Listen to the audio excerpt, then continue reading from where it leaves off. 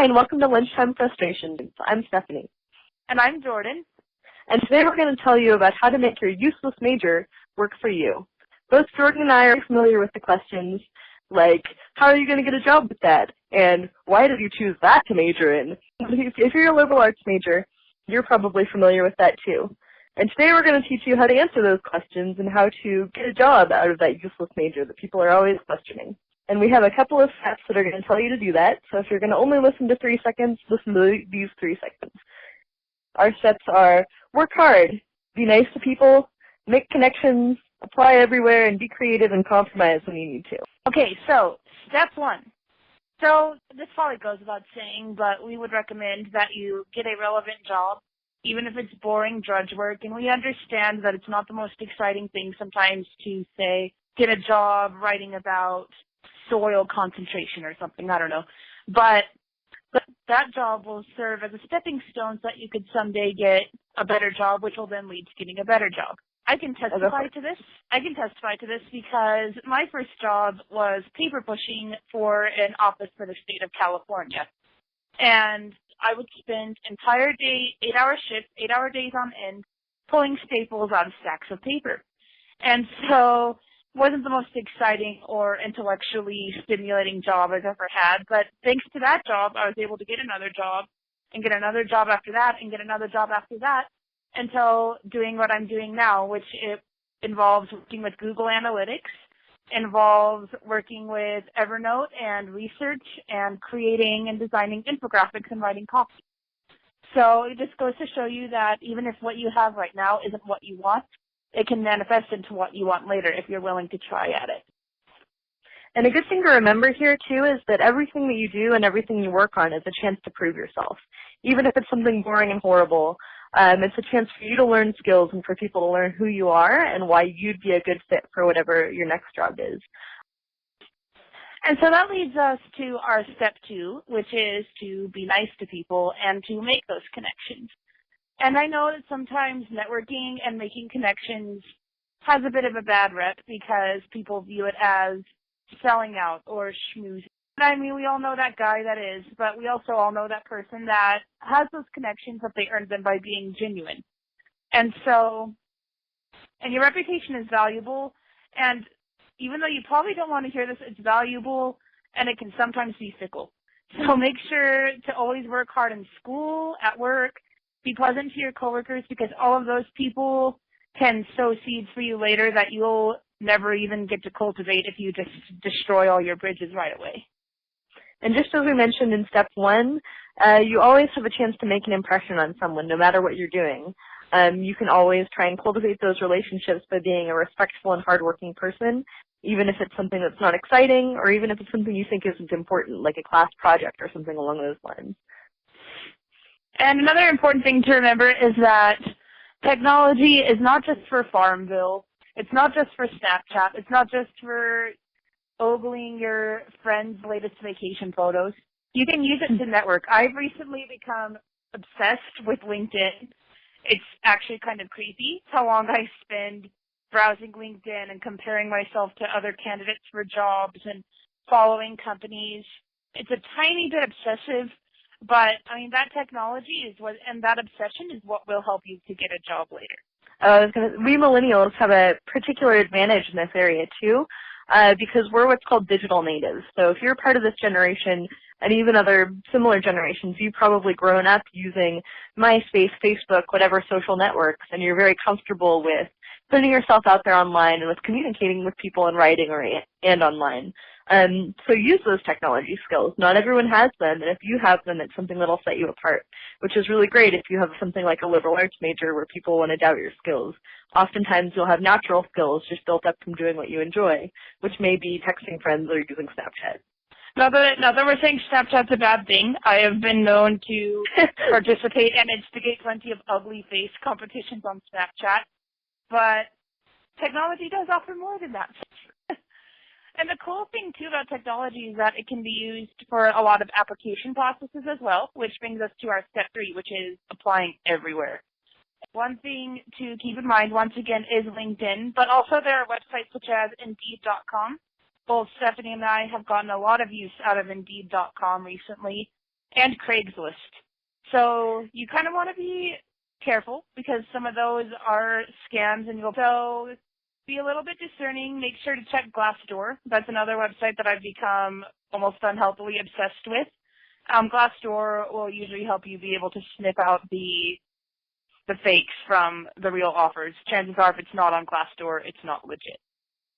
And as a counterpoint to the idea of being discerning, try not to limit yourself. So obviously watch out for scams, but don't be afraid of applying for things you think you're underqualified for.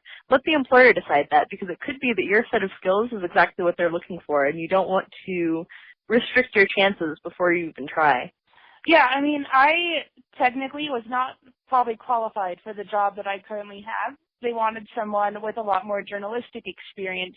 All I could really claim as far as journalistic experience goes was a brief and somewhat ill-fated stint as a staff writer on my high school yearbook team.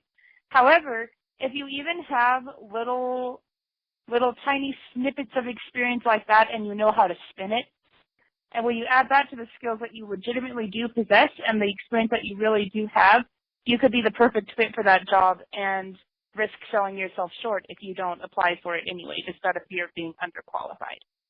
And there's also the cool situation where sometimes if you apply for a job that you're underqualified for, the recruiter or the hiring manager or whoever will see your resume and see something that you're a better fit for. And this actually happened to me as I was frantically applying for things as I was graduating, looking for anything that had the word psychology in the description, including this research job that wanted a PhD, which at the time and now I do not possess. But I applied for it anyways, and then got a call offering a lesser job, but it was still pretty cool, of a research assistant. So the lesson here is you never know what will happen, and so you might as well give it a try. If you don't try for something, let's say a job in this case, if you don't try for that job, you've already lost right out of the gate because you've already gotten the objective that you didn't want, which was to not get the job. The only way to avoid that objective is to apply. And yeah, you might get rejected, but rejection is not the end of the world. Trust both of us. We've faced our fair share of it. And part of applying everywhere, fair warning, is that you will get rejected a ton, and that's okay. That's kind of part of the experience. And eventually it'll work out, and eventually you'll find something that you won't get rejected for, as long as you're persistent. The only thing you have to worry about when you're getting rejected is that you'll give up, and that's something that you have full control over. And don't take it as a personal slight. I used to do that all the time. I used to be a very sensitive person, but then you eventually come to realize that those rejections, they're just saying that you're not the right fit for that particular company, or that maybe someone came along who was more qualified. Not better. I'm not saying that they're better. They just might be a better fit for what they were particularly looking for at that particular time. And so just view it as a gateway to something better and a lesson to ponder on to see what you could do better so that you get that next job. When you're rejected, that could mean also that the company was not a great fit for you, so that maybe you wouldn't have been as happy in that job as you would have thought. I applied for a handful of things like kitchen sink salesperson and forklift operator because I was so completely desperate to get a job. And so it's really just that they rejected me. Honestly, yeah. I mean, I think the forklift operator wasn't the real title, but it was somewhere in there. It was like one of your many horrible responsibilities, which included things like cold calling strangers and stocking shelves. And so thank goodness I didn't get those jobs. So I would have taken them, and it would have been horrible. And so did I. I mean, before I had my current job, I applied for telemarketing. I applied for that job where you go door to door and cut pennies with knives to try and sell people knives. I think I even applied to deliver pizzas or something. And there's nothing wrong with any of those jobs. I'm not saying that. No, but they were not the right fit for us, which is why they rejected us. And thank you, people who rejected us. With my luck driving, I probably would have gotten in an accident by now if I had delivered pizzas for a living. So, maybe that was a divine intervention. And our final point, which may be a little bit counter to what we've just been saying about horrible jobs that we didn't want, is that sometimes you do have to be creative and compromise a bit when you need to.